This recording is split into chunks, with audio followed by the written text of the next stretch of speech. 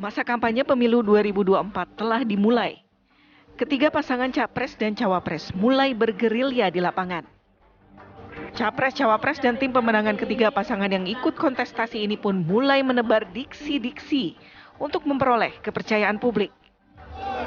Namun, hal tersebut justru terkadang membuat publik sebagai pemilih pun bingung. Perang terbuka dengan menyerang kebijakan pemerintah pun mulai dilancarkan. Anies Muhaimin memilih pembangunan ibu kota negara dan putusan pemberhentian Ketua Mahkamah Konstitusi sebagai pembuka kritik terhadap pemerintah. Ganjar Mahfud pun menilai kinerja di bidang hukum pemerintah mengalami kemunduran. Sementara Prabowo Gibran lebih mengedepankan program berkelanjutan yang telah dilakukan pemerintah saat ini. Seperti gayung bersambut di beberapa survei terlihat kepercayaan publik terhadap pemerintah saat ini mengalami kecenderungan penurunan. Apakah ini pertanda publik semakin cerdas dengan kualitas demokrasi?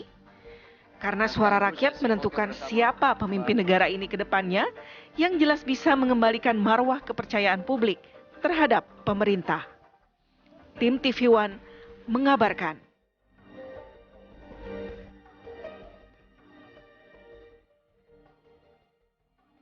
Langsung kita bahas hal ini. Sudah ada 3 orang narasumber yang bergabung bersama kami. Ada Mas Pipin Sopian, juru bicara Timnas Anies Muhaimin. Selamat pagi. Assalamualaikum. Mas Pipin, Assalamualaikum. Terima kasih sudah hadir. Ya, Mang. Sehat. Sehat ya. Oke, sudah bergabung juga ada Mas Hanta Yuda, Direktur Eksekutif Poltreking Indonesia. Selamat pagi, Mas Hanta. Pagi, Mas Hanta. Assalamualaikum. Terima kasih sudah hadir ya. Selamat pagi, Gita, Arif, Waalaikumsalam warahmatullahi wabarakatuh. Oke. Dan ada juga Bang Faldo Maldini, staf khusus Mensesnek. Selamat pagi, Bang Faldo. Selamat pagi, Assalamualaikum, Bang Faldo. Oke. Baik. Nanti kita akan bergabung dengan Bang Faldo, tapi saya mau ke Mas Pipin dulu. Mas Pipin, langsung saja, ini indikator Mas Anies menyampaikan bahwa tingkat kepercayaan publik terhadap pemerintah turun itu apa? Survei indikator tadi menunjukkan indikator, penurunan. Survei Perhumas juga menyampaikan itu. Apa itu Perhumas? Jadi profesi para humas. Jadi ini bukan survei politik, tetapi ini survei para profesi humas. Ya, profesi. Juga melakukan survei dan hasilnya memang tingkat kepercayaan publik kepada pemerintah juga menurun. Dan yang paling penting adalah karena Mas Anies sudah keliling seluruh Indonesia, ya, untuk menyerap aspirasi dari para tokoh masyarakat di bawah, Kondisinya termasuk seperti apa? profesi. Jadi dan yang ketiga, ini indikator ketiga adalah perbincangan di media sosial, big data kita, kecurangan itu selalu disuarakan, netralitas juga selalu dibicarakan. Jadi sehingga kita menyimpulkan bahwa memang tingkat kepercayaan ini yang dibutuhkan untuk supaya pemilu kredibel ini yang hilang. Jadi ini potensi menggerus ketika siapapun yang menang, kita khawatir nanti ini menang dengan cara curang. Nah, jadi kami melihat ya, saya kira indikator yang lain tentu misalnya bagaimana indeks demokrasi turun, indeks persepsi korupsi turun, indeks tentang kebebasan pers juga menurun. Itu 9 tahun terakhir terjadi penurunan yang signifikan. Jadi inilah yang dipotret oleh Pak Anies bahwa ketika beliau nanti takdirkan menjadi presiden, maka upaya untuk menaikkan kepercayaan itu yang akan dilakukan oleh beliau. Jadi keliling ke masyarakat itu tadi, jangankan mohon maaf ya, mulai dari MK, mohon maaf ketika putusan MK memberhentikan ketua MK, rusak lembaga MK itu. Kemudian KPK ketika di era saat ini juga ditersangkakan, kemudian diberhentikan, ini juga penurunan tingkat kepercayaan kepada publik. Sekarang KPU datanya bocor, dan kemudian terakhir KPU tidak hanya terkait dengan data bocor, tetapi ketika debat capres dan cawapresnya setiap tahun, setiap pemilu, pilpres ada debatnya, tetapi debat capresnya ada, debat capres cawapresnya ada, tapi debat antar cawapres itu dihilangkan. Jadi wajar kalau nggak salah tetap ada, tapi didampingi oleh capres. Betul, tetapi itu kan satu paket. Dulu sebetulnya ada antara debat antar cawapres, tidak perlu didampingi karena bukan anak-anak. Jadi kalau kita melihat tingkat kekhawatiran publik bahwa ini semua lembaga seperti disetir gitu. Maka saya kira bagi KPU terutama, saya kira Bawaslu ini harus hati-hati. Jangan sampai publik melihat bahwa KPU juga sudah disetir. Oleh siapa? Invisible hand. Entah siapa yang mensetir itu, sehingga tidak berlaku adil, tidak ketika publik melihat ada perbedaan perlakuan 2019 dengan 2024, maka wajar kalau publik melihat, loh, Oke. tak bahaya tah. Nggak bahaya tak? Oke. Oke. Faldo Maldini sudah bergabung bersama kami. Silakan mungkin Anda ingin meng-counter Pipin Sofyan atau mungkin punya data yang berbeda dengan Pipin Sofyan. Iya, sorry Mas. Jadi kita memang menganggap ini bahwa kita sedang berdinamika ya. Sama seperti inilah orang yang sedang ada interaksi, lagi kesel-keselan mungkin, pasti kepercayaannya rendah. Kalau masalahnya udah selesai, sedang proses penyelesaian ya nanti pasti kembali lagi. Jadi wajar aja kalau ada penurunan ya. Tapi kepercayaan itu kan tidak selalu ada gitu, tapi memang selalu diuji Mas. Jadi kami anggap mungkin maksud Pak Anies, kepercayaan masyarakat Indonesia sedang diuji, dan itu dimanfaatkan sebagai bahan elektoral. Ya nggak apa-apa gitu. Tapi kalau seandainya kita mengacu ke beberapa survei-survei, salah satunya mungkin Indopol, memang terlihat approval rating itu masih di 70-an persenan gitu. Ya turunnya 2% dari 76 ke 74. Tapi kalau kita lihat secara baik-baik, angka ini jauh lebih baik dibandingkan setahun lalu, dibandingkan November 2022 yang sempat 63 persenan gitu. Jadi apabila kita bandingkan dengan 1 tahun sebelum pemilu era Pak SBY, hasil survei di bulan Oktober tahun 2013 itu bahkan udah 50 persenan Mas gitu. Sekarang di hari ini Bapak Presiden Jokowi udah masih di 70-an persen gitu. Jadi beda banget gitu kalau kita bandingkan hasil surveinya. Dan salah satu yang memang approval rating itu turun, memang ada beberapa indikator terkait pemberantasan korupsi misalnya yang disebutkan ada penurunan gitu. Tapi ya kita perlu bedah lagi gitu. Indeks-indeks ini turun kenapa? Memang ada kejadian-kejadian misalnya seperti KPK misalnya. Tapi apakah ini semua salah pemerintah gitu? Presiden kan sudah mengatakan kita menghormati semua hukum yang ada. Jadi saya pikir kita perlu melihat ini sebagai permasalahan yang ya tidak hanya elektoral. Banyak juga yang berbilang belakangan ada isu bahwa Presiden Jokowi meminta Ketua KPK saat itu Pak Agus gitu kan berhenti gitu. Yang jadi pertanyaan saya kenapa cerita itu keluar hari ini gitu. Dan itu kenapa Presiden repot-repot untuk membela Pak Setia Novanto. Dan apalagi motif Presiden. Jadi menurut saya apa yang menjadi motif dari Pak Anies ini kan banyak hal-hal yang sudah diproses ya saya kira ya. Apa-apa yang menjadi bahan-bahannya itu sudah dikerjakan terkait kebocoran data juga sudah diproses juga gitu. MK sudah selesai, Menkominfo sedang mencari alasan kenapa ada kebocoran data. Semua sedang bekerja lah Mas untuk sistem dan keamanan misalnya. Jadi saya berharap penurunan approval rating ini ya tidak hanya sekedar digoreng-goreng sebagai kesempatan menggoreng-goreng isu elektoral gitu. Jadi ya naik turun biasa, tapi kita masih on the track Pak. Mas Pipin. Baik, kita jeda dulu Mas Pipin. Tanggapannya kita tahan dulu ya, karena ini menyangkut durasi ini. Mas Hanta juga ya di segmen berikutnya ya Mas. Kami akan kembali saat lagi. Oke, kita langsung menuju ke Mas Hanta. Kalau hasil survei Mas Hanta meng-capture soal kepercayaan publik terhadap pemerintahan itu seperti apa, Mas Hanta? Ya, Vita, memang kalau kita baca trennya ada tren penurunan dibandingkan pada bulan Juni, Juli di survei-survei Poltreking maupun berbagai macam lembaga survei kredibel yang bisa paling tidak dipertanggungjawabkan hasilnya ada sampai 80%. Nah, di survei kami terakhir di angka 76,2%. Artinya memang ada tren penurunan. Nah, penurunan ini yang menarik menurut saya perlu kita diskusikan singkat adalah meskipun tadi Faldo sempat menyinggung juga hubungannya secara elektabilitas, kemudian Mas Pipin juga tadi berkaitan dengan Mas Anies sebagai capres, maka yang paling penting menurut saya apakah ini ada korelasinya antara tingkat approval rating, tingkat kepercayaan atau tingkat kepuasan, biasanya tingkat kepercayaan itu lebih tinggi dari tingkat kepuasan pada pemerintah terhadap dinamika elektoral atau naik turunnya elektabilitas. Nah, kita tahu, saya ingin mengomentari, ini kan statement dari Pak Anies Baswedan. Mas Anies adalah capres yang mengusung isu perubahan. Dan kita tahu perubahan tentu berdiametral dengan isu keberlanjutan. Nah, dua ini yang bertarung. Karena itu, kalau kita belas secara singkat, yang puas itu cenderung adalah menginginkan keberlanjutan. Yang tidak puas biasanya perubahan. Itu terjadi dalam pakem dinamika pemilu pilpres sebelumnya juga. Seperti Pak SBY, Pak Jokowi, dan seterusnya. Nah, korelasinya begini. Begitu tingkat kepuasan kepada pemerintahan turun, maka kecenderungan yang naik ada Anies Baswedan.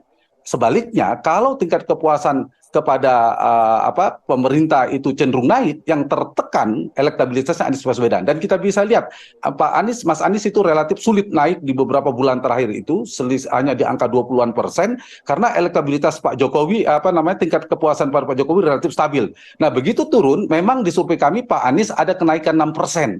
Di saat yang sama ada penurunan tingkat kepuasan kepada Pak Jokowi sekitar 3-5%. Jadi tidak ambruk banget begitu kira-kira. Nah, tetapi yang memang menarik, yang kedua adalah bagaimana dengan kandidat lain. Kalau itu adalah hubungannya dengan Pak Anies, dengan kandidat lain. Karena ternyata Anies Baswedan naik, Prabowo Subianto juga naik. Ganjar yang trennya cenderung turun. Ternyata kalau kita belah, pemilih yang puas itu memang terbelah antara Prabowo dan Ganjar.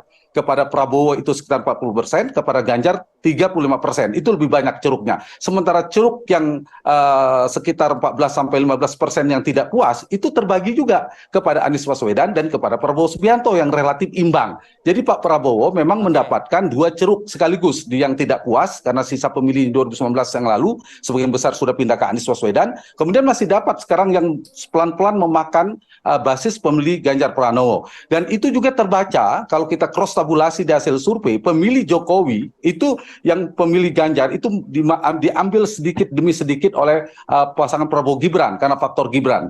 Jadi polanya adalah Anies itu potensi mengambil basis Prabowo, Prabowo mengambil potensi basis Ganjar, sementara Ganjar yang kesulitan dalam menyasar ceruk-ceruknya. Nah, karena itu saya kira ini mungkin bisa menjadi antisipasi ya, baik Bung Faldo maupun Bung Pipin.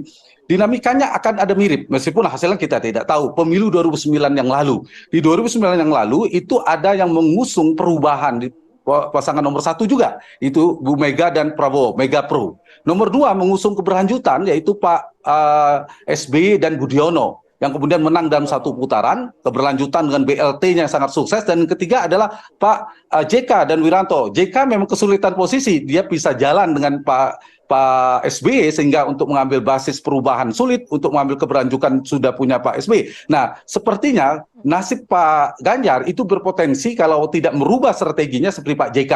Jadi mereka juga bisa jalan antara Pak Jokowi, katakanlah Prabowo dan Ganjar yang hampir bersatu, ternyata juga bisa jalan. Jadi ada kemiripan. Karena itu kesimpulan sementaranya, saya ingin mengatakan bahwa bagi Mas Pipin, kalau berusaha membangun kemudian narasi maupun diukur dalam persepsi publik, kemudian tren elektabilitas, tren kepuasan kepada Pak Jokowi semakin turun, maka potensi Anies untuk masuk putaran kedua semakin besar. Nah, itu bagi Faldo, bagi Pak Prabowo, katakan dari pemerintah ya, bukan Faldo, tapi Mas Faldo juga pendukung Pak Prabowo tentunya. Nah, di sini kalau ternyata tingkat kepuasan kepada Pak Jokowi tinggi, maka ini berpotensi di Pak Prabowo semakin naik juga. Jadi kalau 2 putaran dalam konstelasi seperti ini, Prabowo dan Anies berpotensi maju. Tapi kalau tingkat kepuasan bisa naik tiba-tiba sangat tinggi seperti Pak SBY 2009, ada potensi 2 putaran, tapi belum terlihat. Jadi saya kira satu lagi komentar saya, Gita, kenaikannya kenapa tidak terlalu tinggi? Saya melihat ada faktor ekonomi, adalah faktor yang paling signifikan menaik dan turunnya. Kedua baru faktor hukum. Tapi faktor hukum itu biasanya faktor hukum dan korupsi misalnya yang dialami oleh si kandidat. Ada turbulensi politik yang kuat, kemudian ada gempa politik, bahkan tsunami politik yang dialami oleh kandidat. Nah, kalau sekarang kan isunya sangat kencang, tapi di level elit sangat kuat. Sayangnya ini tidak terlalu kuat, Mas Pipin. Masuk ke relung dinamika masyarakat, relung hati masyarakat belum terlalu kuat.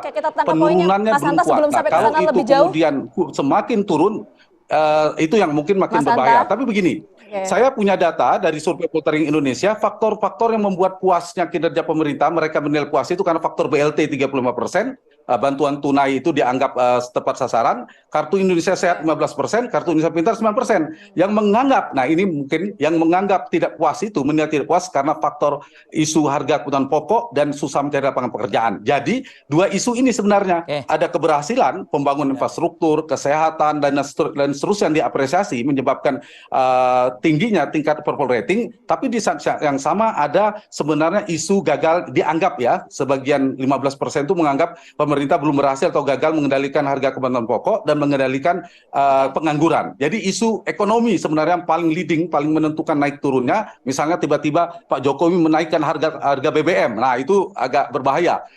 Akan menjadi berbahaya pada posisi Prabowo. Jadi poin saya adalah kalau tingkat kepuasan Pak Jokowi turun, itu kabar baik bagi Anies Baswedan, sedikit kabar buruk bagi Prabowo. Pun sebaliknya, kalau ternyata menjadi kabar bahwa ternyata tingkat kepuasan pada Pak Jokowi justru naik, itu kabar buruk bagi Anies juga, dan itu akan memberikan potensi elektabilitas Pak Prabowo tumbuh, dan Pak Ganjar sedang mencari pada spektrum politik mana yang Mas lebih Hanta, tepat. kita Jadi tangkap masih poinnya. Saya mau langsung lanjut bisa ke menekan Mas elektabilitas. Mas Jadi Hanta, pertarungan Pak Anies kita harus itu berbagi fokusnya durasi. ke Pak Jokowi. Sudah benar Mas sebenarnya. Hanta, sampai situ dulu. Oke. Iya, kita tangkap Silakan, poinnya Pak langsung. Pipin. Mas Pipin.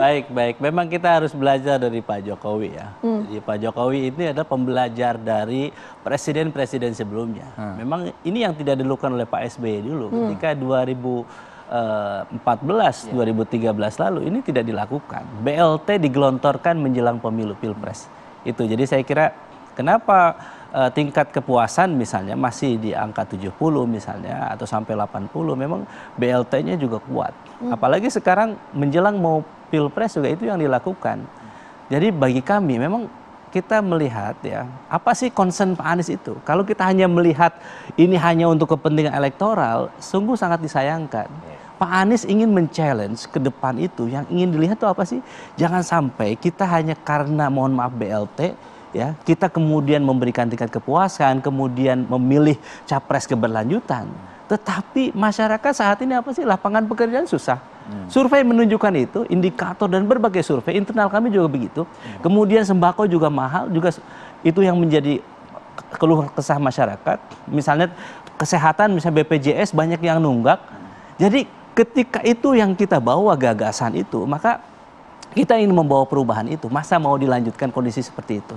Terlepas suka tidak suka, puas tidak puas dengan pemerintahan Jokowi itu, monggo. Jadi kita menghormati itu, tetapi kami fokus bagaimana kondisi masyarakat ini harus diselesaikan.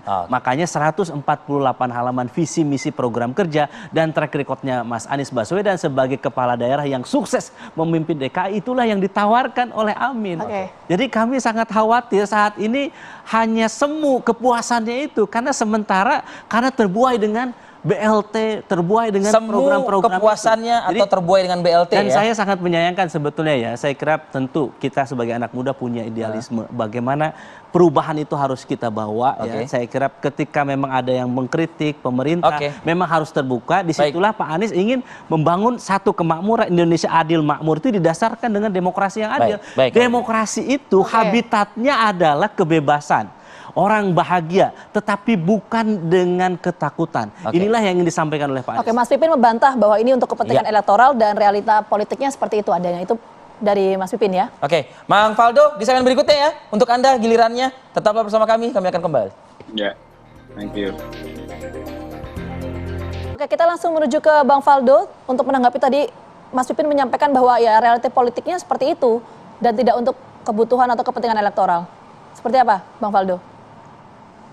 Iya, ya saya ingin menyampaikan lagi kepada Om Pipin bahwa memang apabila dibandingkan sama pemerintahan Pak SBY di tahun 2014 gitu ya di akhir-akhir pemerintahan itu kan sering dikatakan lame duck gitu. Tapi Pak Jokowi dan pemerintahan ini tampaknya ya terus perform di angka di atas 70-an% dan itu konsisten loh ya, dan itu konsisten angkanya. Jadi kami kira penurunan 2-3% tentu ya memang menjadi perhatian gitu. Tapi saya agak cukup sedih juga gitu ketika seandainya bantuan kepada masyarakat tadi dibilang begitu ya, rasa-rasanya ya masyarakat happy dengan adanya program-program yang direct yang dirasakan oleh masyarakat gitu. Tapi kalau seandainya nanti misal Mas Anies atau Bang Pipin tadi bilang nggak mau dilanjutin ya nggak apa-apa juga gitu kan. Ya tapi ya kritik ya nggak masalah ya. Tapi rasa-rasanya kok gimana gitu. Ada upaya dari pemerintah untuk membangkitkan gairah ekonomi masyarakat, membangkitkan gairah belanja masyarakat, ada bantuan yang diberikan, ya rasa-rasanya disalahkan. Ya mungkin ada skema lain yang sedang disiapkan oleh Koalisi Perubahan. Mungkin itu yang akan berubah nanti. Pada akhirnya tidak ada lagi bantuan kepada masyarakat dari koalisi Anies Gus Imin misalnya. Tapi misalnya ini kan sebenarnya percobaan ketiga ya. Yang pertama itu saya ingat sekali gitu soal kendaraan listrik sudah dibantah, soal yang kedua soal pembangunan daerah yang tidak merata sudah pernah dibantah. Yang ketiga coba lagi dengan skema begini gitu. Ya mudah-mudahan skema-skema attack dengan skema-skema narasi perubahan yang sedang diupayakan. Kritiknya tentu boleh ya, silakan kita terima. Tapi lagi-lagi jangan sampai gitu. Kita mengambil indikator-indikator yang turun untuk dijadikan isu publik. Memang data itu juga tidak bisa diakses oleh semua orang. Berpendapat silahkan aja, kami kira sebagai bahan-bahan panas-panasin mesin kampanye, tapi jangan dipelintir-pelintir lah gitu ya. Karena kalau kritik penegakan hukum, kritiknya penegakan hukum gitu. Kritik nggak sampai demokrasi juga gitu. Jadi jangan sampai kita pecah belah lah, jangan bikin kekhawatiran lah untuk pemilu 2024. Baik, Bang Faldo. Gitu. Baik, terima kasih Bang Faldo waktunya pagi ini. Kang Pipin terima kasih juga. Oh, sudah selesai. Sudah selesai ya. Saya mau jawab. Jangan sampai disemprit sih, udah jam 8:02 nih soalnya. Tipis saja mungkin kalau komentar Anda apa? Tipis saja, tidak panjang. Jadi penegakan hukum adalah dasar untuk bagaimana ekonomi kita lebih baik. Tadi fitnah bahwa nanti nggak melanjutkan BLT, yang kami sayangkan adalah memang BLT meningkat, utang negara kita juga meningkat. Ini yang kita melebar lagi nih diskusi kita nih ya. Saya kira ya, ketika itu yang terjadi. Tetapi yang kita butuhkan adalah bagaimana nanti lapangan pekerjaan akan lebih baik di bawah Anies, sembako juga akan lebih baik. Itu sebetulnya concern kita ke depan. Jadi mudah-mudahan insya Allah Amin menang, Indonesia adil makmur akan lebih baik ya. Sama aja ya Bang Faldo ya. Sekarang kok Bang nggak ada bedanya apa yang berubah. Nanti kita lanjutkan diskusinya karena waktu sudah habis. Terima kasih banyak Bang Faldo. Mas Hanta, makasih ya Mas Hanta ya. Mas Pipin juga terima kasih. Kita minta waktunya nih, kita sibukkan. Terima kasih. Sehat selalu untuk semuanya, Kang Pipin. Akhir kata saya Gina Vita. Arif Fadil pamit undur diri. Terima kasih. Sampai jumpa.